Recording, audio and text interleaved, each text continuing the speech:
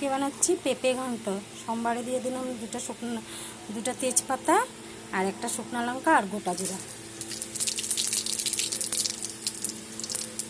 সোমবার আমার হয়ে গেছে। এখানে দুটো মিডিয়াম সাইজের আলু টুকরা করে কেটে নিয়েছি, তা দিয়ে দিলাম আধা চামচ লবণ। এখন এটা ভেজে নেব।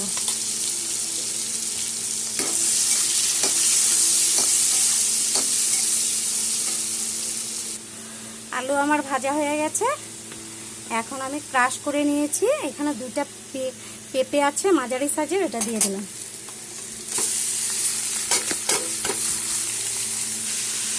এখন দিয়ে দেব মশলা। এখানে 1 চামচ ঝাল লঙ্কার গুঁড়া, 1 চামচ লবণ, 1 চামচ চিনি, আধা চামচ হলুদের গুঁড়া আর 1 চামচ জিরা গুঁড়া, সব দিয়ে দিলাম।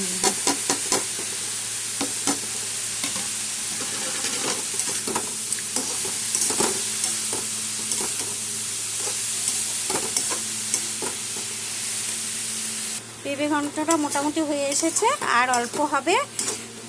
তারপরে ঘি আর গরম মশলা দিয়ে গ্যাসটা অফ করে দেবো। আর অল্প পেঁয়াজ।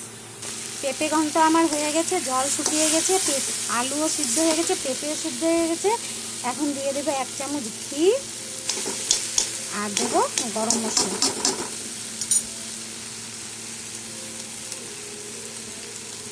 দিয়ে দিলাম গরম মশলা। তোমরা এরকম করে বানিয়ে খাবে, হ্যাঁ, খেতে খুব ভালো হয়। নিরামিষ দিনে পেঁপে ঘন্ট ঘি গরম মশলা দিয়ে খেয়ে বলবে কেমন হয়েছে। লাইক, কমেন্ট, শেয়ার করবে আর সাবস্ক্রাইব করে পাশে থাকবে। Thank you.